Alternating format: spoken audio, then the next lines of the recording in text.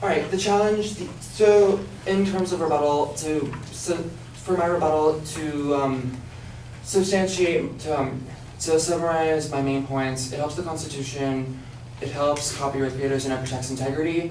I would like to bring up a point where Mr. De La Rosa talked about Disney. The reason they're not specifically public domain. Frozen is different from the Snow Queen. The Lion King is different from Hamlet, which is what the play is based off, which is William Shakespeare. And also, I would also like to bring up a point where,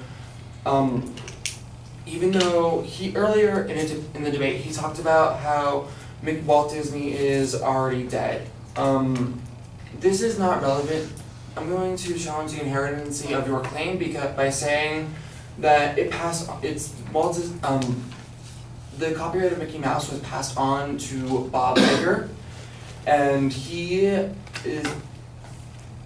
is still using this claim. So it's not like Mickey Mouse is isn't out there, isn't being copyrighted and not being used. And this goes for the other copyrights that the Walt Disney Company has.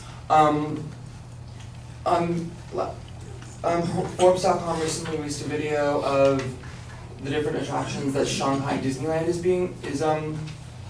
opening.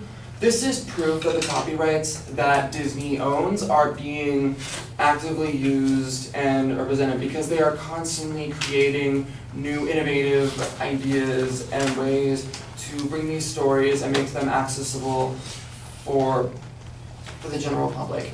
If the general public, if Walt Disney didn't have access to these copyrights in the way that they do, then they wouldn't be able. Then somebody in Wisconsin would probably be able to make a Mickey Mouse roller coaster and charge people $5 to ride it, and Disney wouldn't be able to stop them. And this would also diminish the integrity of the Walt Disney brand. I would also like to bring up a point where Mr. Halkier talked about the Lego Movie. He talked about how the elitists are busy using characters like Shaq and Batman and protecting it from the general public. Yes, they have money. Yes, the reason that the brands you see in the Lego Movie are high quality and it's not a parody that you see on YouTube.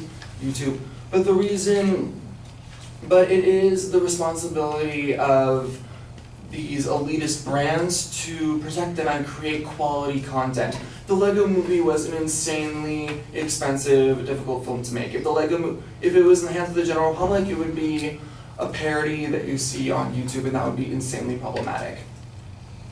In conclusion, I believe that we need to protect the brands and legacies that the elitist groups need to protect the brands such as Mickey Mouse and the Lego Movie, because it is their responsibility to create quality quality content from these copyrights and actively use them to distribute to the general public. Thank you.